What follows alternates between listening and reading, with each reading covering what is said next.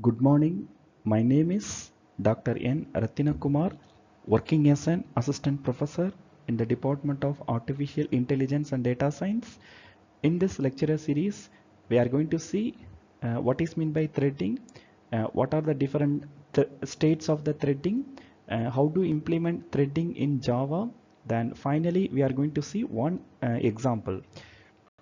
So let us start with what is meant by a multi-threading. Multi-threading is a concurrent execution of multiple threads within a single process, enabling modern application to perform several tasks at the same time. For an example, imagine a chef who can chop vegetables, boil water, and stir sauce simultaneously, the essence of multi-threading. Unlike the single-threaded models, which means that the single-threaded model which execute one task one after another. Once the first task is completed, then it goes for the second task. In a multi-threading, we can execute more than one task at the same time. So it improves the performance by overlapping operations to be more efficient and responsive. So this technique is widely used to enhance user experience and system throughput across many software applications. So this is the introduction of multi-threading. Yeah, next we are going to see what is meant by a thread. So we all know that in the first slide we are going to see what is meant by multi-threading. So we can execute more than one task at the same time. So what is meant by a thread? Thread is the smallest unit of execution within a process, and also it contains the essential elements like program counter, stack, and set of registers. Each thread operates independently but shared the resource of its parent process. A thread has some states also. For an example, when a new thread is created, that is called as a new. If thread is ready to run, it is a runnable state.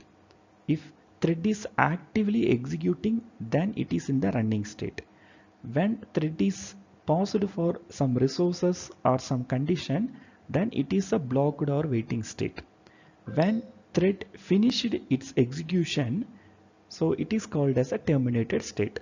So in this slide, there are 5 states are available: new, runnable, running, blocked, and terminated. Yeah, next. So these are all some of the important benefits of the multi-threading. Mainly, it increased the responsiveness and also improved the throughput. With the help of that multi-threading, we can share the resources. Yeah. So in this slide, we are going to see how to implement the multi-threading concept. There are 2 ways are available. One is extends a thread class. With the help of this, we can implement the multi-threading. Another one is implement a runnable interface. So these are all 2 ways to develop, to create a multi-threading. So now we are going to see one simple example. In this example, we are going to create a 3 thread classes.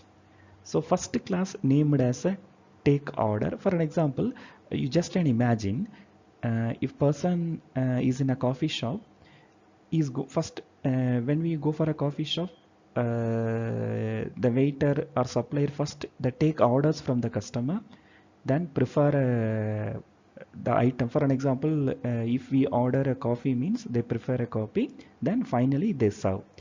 How these 3 things executed in a multi-threading? So we can explain the multi-threading concept related with this simple example. So we have created a 3 thread classes.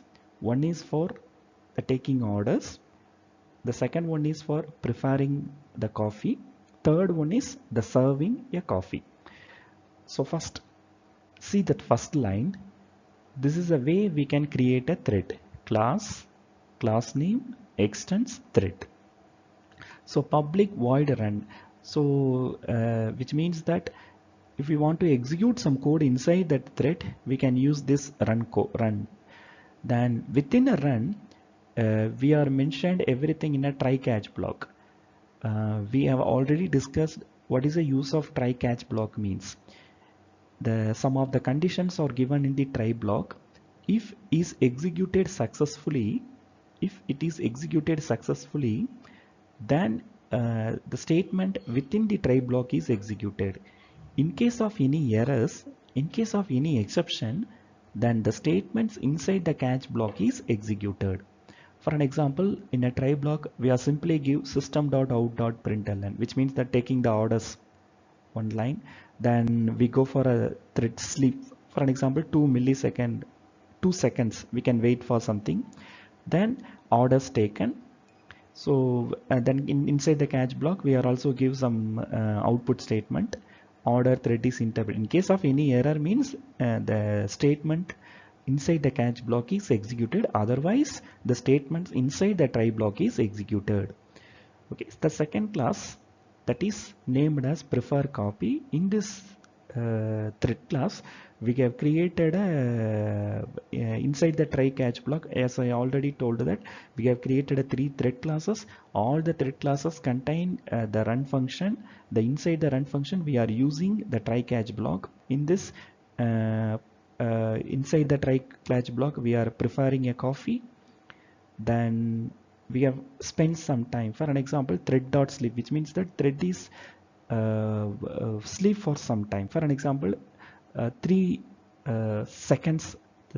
Then coffee is preferred. Then finally inside the catch block there is a line that is a preparation thread is interrupted. In case of any errors, the catch block is executed. The third one is serve coffee. After preparing the coffee, we are going to serve that.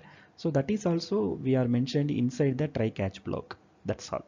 Then finally we have created a main class. Inside the main function we have created a 3 object, the instant of the class. So take order, prepare copy and serve coffee. We have created an object for these 3 classes. Then after this, with the help of that object, we can call the member function. So that is, I will tell you with one example. For the first name of the first class is take order. The object of that particular class is order. So order dot start, which means that the run command is started to executed when we given this particular statement.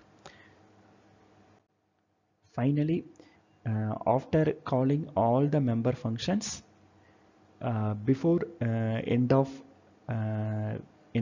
this program, again we are use a try catch block, which means that the order dot join, prepare dot join, serve dot join, these 3 lines are used for, which means that we have to combine everything before go for the last line.